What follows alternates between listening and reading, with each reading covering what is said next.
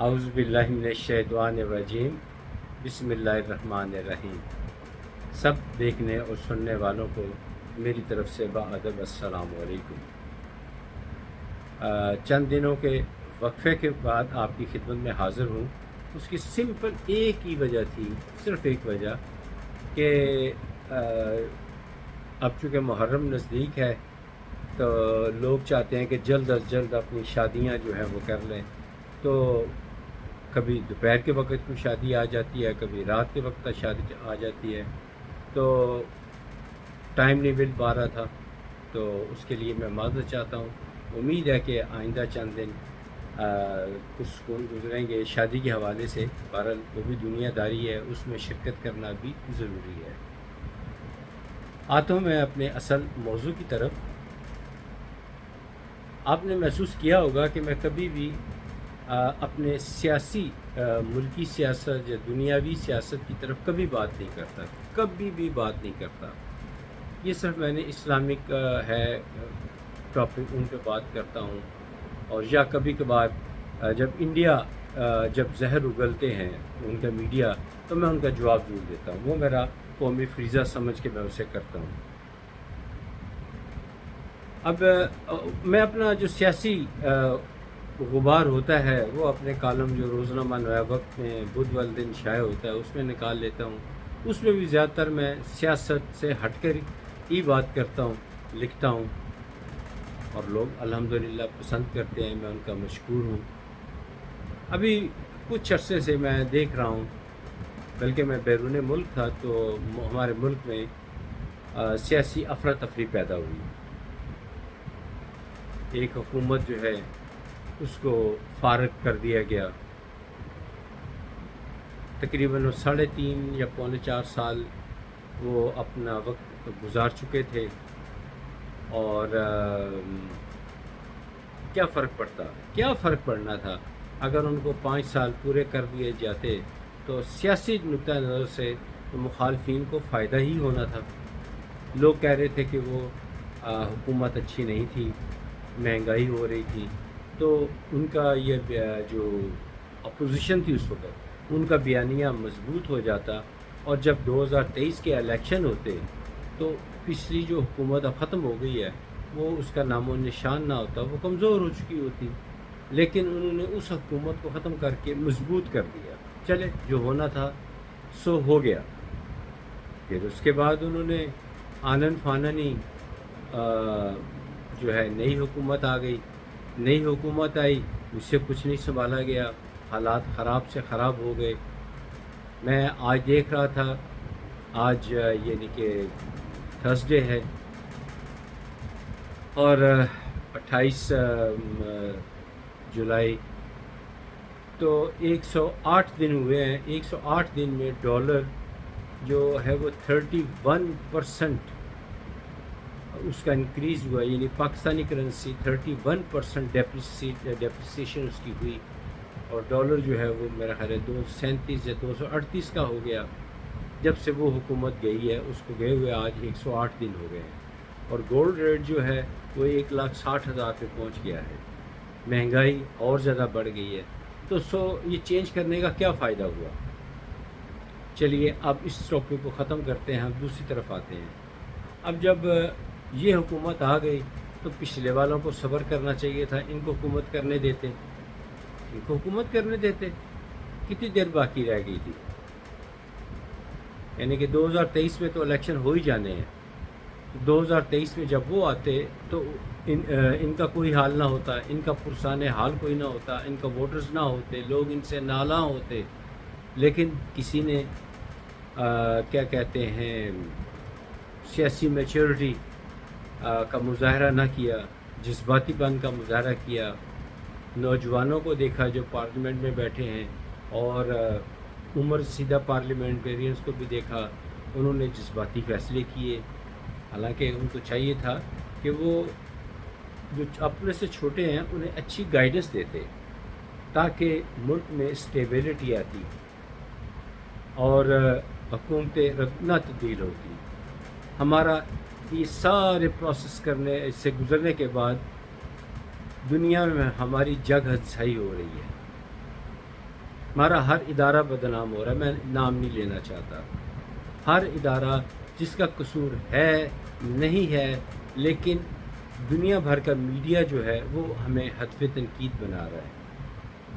تو اس میں حاصل کیا ہو رہا ہے؟ عوام کو کیا حاصل ہو رہا ہے؟ کیا حکومت ایک پہلی حکومت گئی ہے تو نئی آنے والے نے کچھ حکومت کے لیے کچھ کیا، یا پچھلی بار حکومت نے عوام کے لیے کچھ کیا، یا آگے جو آنے والے ہیں کیا وہ کچھ کریں گے؟ کچھ نہیں ہو رہا. اور رہی سی کسر یہ پوری ہو گئی ہے کہ پوری دنیا میں بدنام ہو گیا کہ پاکستان کے پولیٹیشنز جو ہیں وہ پیسے کے نام پہ بک جاتے ہیں. کتنی افسوسناک دردناک بات ہے کہ پاکستان کا پولیٹیشین جو صوبائی اسمبلی کا ہوتا ہے وہ 80,000 لاکھ ووٹ لا کر آتا ہے، اور جو قومی اسمبلی کا ہے وہ 2.5-3 لاکھ ووٹ لے کر قومی اسمبلی میں آتا ہے، اور وہ پیسے لے کے بک جاتا ہے مبینہ طور پر. میں تو نہیں جانتا کہ کسی نے لیے کہ نہیں لیے، لیکن الزامات میں ثابت ہوتا ہے. تو یہ کوئی اچھی باتیں نہیں ہیں، اچھی روایت نہیں ہے. اس کو یہیں پہ ختم کر دیا جائے، اس کو سمدر کر دیا جائے، کل کر دیا جائے، تاکہ آئندہ کوئی ایسی جرت نہ ہو، ایسی قانون سازی کی جائے. ہم جب انگلینڈ کی سیاست کو دیکھتے ہیں تو وہاں کنزرویٹو پارٹی کا کوئی بھی ممبر اپنی وفاداری تبدیل کرتا ہے اور دوسری جماعت میں جاتا ہے، پہلی بات تو یہ ہے کہ دوسری جماعت اسے قبول ہی نہیں کرتی، اور اگر قبول کر لے تو پہلے والے جو ہیں اس کو خوب اس کو بدنام کرتے ہیں. جس سے جمہوریت ٹھیک ٹھاک طریقے سے چل رہی ہے، کوئی رد و بدل نہیں ہوتی، اور پرسکون اچھی جمہوریت چلتی ہے. عوام جو ہے وہ حکومت کا ساتھ دیتے ہیں، حکومت جو ہے عوام کا ساتھ دیتی ہے. ابھی ان کے پرائم منسٹر نے کچھ الزامات ان پر لگے تو انہوں نے فوری طور پر کوئٹ کر لیا، ریزائن کر دیا پرامن طریقے سے. اب پرامن انتخابات ہوں گے، کوئی کسی کو لالچ نہیں ہے. اور دکھایا گیا کہ وہ ان کے اتنے ہی وسائل ہیں کہ وہ سائیکل پر آتے تھے اور سائیکل پہ وہ جایا کرتے تھے. اتنی تو کوئی آفت آئی نہیں ہوئی تھی کہ بھئی 10 گاڑیاں آگے ہوں، 10 گاڑیاں پیچھے ہوں، 2-3 دائیں ہوں، 2-3 بائیں ہوں، عوام سڑکوں پہ رول رہی ہو، ٹریفک جیم ہوئی ہو. ایسی تو ہم نے دنیا میں کہیں نہیں دیکھا. میں نے تو ہالینڈ میں دیکھا کہ وہاں کے اشارے کے اوپر رکے ہوئے، تو میرے ایک دوست نے بتایا کہ یہ آئی ڈاؤٹ کہ اس میں ہالینڈ کے ہیڈ آف اسٹیٹ ہے. میں کیسے کہ نمبر پلیٹ اور جھنڈے سے ظاہر ہوتا ہے یا تو وزیر ہے یا یہاں کے وزیر اعظم جو بھی ہیں ان کے ہیڈ آف اسٹیٹ وہ ہیں. وہاں ایسی کوئی بات نہیں ہے. ہمارے ہاں تو آخر آئی ہوئی ہے، آخر آئی ہوئی ہے. ایک چھوٹا سارا وہ کیا ہوتا ہے، وہ رپورٹر ہوتا ہے تو وہ اپنی گاڑی کے اوپر لکھ دیتا ہے کہ پریس. کوئی کونسلر ہوتا ہے وہ لکھتا ہے کونسلر، کوئی ناظم ہوتا ہے وہ لکھتا ہے ناظم، کوئی ہوتا ہے ایم پی اے وہ لکھتا ہے ایم پی اے. یہ کیا ہے؟ اس سے کیا یہ لکھنے سے عوام کی خدمت ہوتی ہے؟ صرف یہی ہوگا نا، اشارہ کی خلاف ورزی کریں گے، آپ کو ٹریفک وارڈن کی بے عزتی کریں گے، وہ آپ کو جانے دے گا. آپ خوشی خوشی اپنے گاؤں میں جا کے اپنے ڈیرے میں بتائیں گے کہ آج میں نے ٹریفک وارڈن کی ایسی کی تیسی کر دی، وہ میری چلان نہیں کر سکا. اور گاؤں کے لوگ دیکھ کے خوش ہوتے ہیں کہ واہ جی واہ، ہمارا چودھری جو ہے کونسلر ہے، ایم پی ہے، ایم این اے ہے، بڑا تگڑا آدمی ہے. یہ اچھی روایات نہیں ہیں، یہ اچھی روایات نہیں ہیں. آج سے 300 سال پہلے اگر آپ یورپ کی ہسٹری پڑھیں تو اس کے حالات کے مقابلے میں، یورپ کے حالات کے مقابلے میں پاکستان کے حالات بہت اچھے ہیں. یورپ بہت بری حالت میں تھا، بہت بری حالت میں تھا. وہ میرے زبان ہی زیب نہیں دیتی کہ کتنے غلیظ اور گندے لوگ تھے. کہ چلے میں ایک دو باتیں بتاتا ہوں. جو سب سے گندا شخص ہوتا تھا اسے وہاں کا پادری لگایا جاتا تھا، جو غلاظت میں بیٹھتا، جسم میں بالوں میں جوئیں پڑی ہوتی، جو کبھی نہ نہاتا ہو، اور جو بھینس کے سینگ میں پانی پیتا ہو، اس کو نیک سمجھا جاتا. اور جس کی 500 بندے جس کے قبیلے کے ہوتے وہ وہاں کا بادشاہ بن جاتا. جب کسی 5000 بندے والے کی نظر پڑتی وہ آتا اور آ کر اس 500 والے کو تباہ و برباد کر دیتا اور اس کی سلطنت پہ قبضہ کر لیتا، اس کے مال اسباب پہ قبضہ کر لیتا، اور جو بندے گرفتار کرتے ان کو عبرت ناک سزائیں دیتے. یعنی شدید سردی میں رات کے وقت کسی ایک قیدی کو اس کی ٹانگ کاٹ کے چھوڑ دینا، وہ ساری رات چیختا رہتا، اور وہ خود جو ٹانگ کاٹنے والے ہوتے وہ دھوپ میں بیٹھ کر نشہ کرتے اور کہکے لگاتے، اور اس زخمی کی چیخیں دور تک آوازیں جاتی، دور تک چیخوں کی آوازیں جاتی، اور تاکہ دوسروں پہ روب ڈلے. اور پھر اس طرح چھوٹا بڑے کو کھاتا، اب بڑا چھوٹے کو کھاتا، اس سے بڑا اس سے بڑے کو کھا لیتا، اور جو بہت تکلیف دہ سزائیں دی جاتی تھی، اور انتہائی گندا ماحول تھا، غلیظ ترین لوگ وہاں رہتے. پھر ایک عظیم فلاسفر اٹھا، اس کا نام مکاولے تھا. اس نے ایک آئیڈیا دیا، اس نے باادب ہو کر وہاں کے بڑے سرداروں کے پاس ٹرن بائی ٹرن باری باری سب کے پاس گیا. اس نے کہا، بڑے ڈپلومیٹک گفتگو کی کہ آپ جو باغی ہوتے ہیں آپ ان کو قتل کرتے ہیں، آپ کا حق ہے، آپ ضرور کریں، لیکن میری ایک گزارش ہے کہ میں نے ایک مشین ایجاد کی ہے، آپ اس مشین کے ذریعے ان لوگوں کو قتل کر دیا کریں، یہ آپ کا حق ہے. انہوں نے کہا جی ٹھیک ہے، کیا کون سی مشین ہے؟ مشین یہ تھی کہ جس بندے کو قتل کرنا ہوتا تھا اس کو الٹا لٹا دیتے، اور اوپر سے ایک بہت وزنی کلہاڑا آتا اور اس کے اوپر پھینکا جاتا، اور اس کی سر علیحدہ ہو جاتا اور جسم علیحدہ ہوتا، اور اس کی سپاٹ ڈیتھ ہو جاتی. جبکہ اس سے پہلے بھاری بھرکم جانور یا انسان اور کیلوں کے ساتھ اس کے اوپر سے گزرتے، زہر آلود خنجروں کے ساتھ گزرتے، اور بہت سارے غلط طریقے استعمال کرتے جس سے زیادہ اذیت پہنچتی، اور وہ لوگ اپنی عوام کو بلاتے کہ آؤ دیکھو کہ ہم اس طرح سلوک کرتے ہیں اپنے مخالفوں کے ساتھ. اور اس عظیم فلاسفر مکاولے نے ایک اور آئیڈیا دیا کہ ہر ملک جو ہے، اس وقت تو ایک ہی تھا یورپ، اس نے جب چھوٹے چھوٹے ملک بنے تو انہوں نے کہا کہ اس مشین کا نام تھا کینٹکی مشین کا نام تھا، اس سے سزا دی جائے، اور انہوں نے مان لیا اور اسی کے ذریعے اس کو سزا دی گئی. مزید اس نے یہ آئیڈیا دیا کہ ملک میں جو ہے 2 جماعتی سیاسی نظام ہونا چاہیے، اور جو مسلمان ہیں وہ مساجد میں چلے جائیں، جو کرسچن ہیں وہ گرجا گھروں میں چلے جائیں.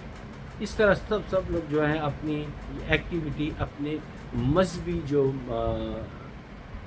جگہ ہیں وہاں تک اپنے آپ کو محدود کر لیں، سیاست سے دور کر لیں.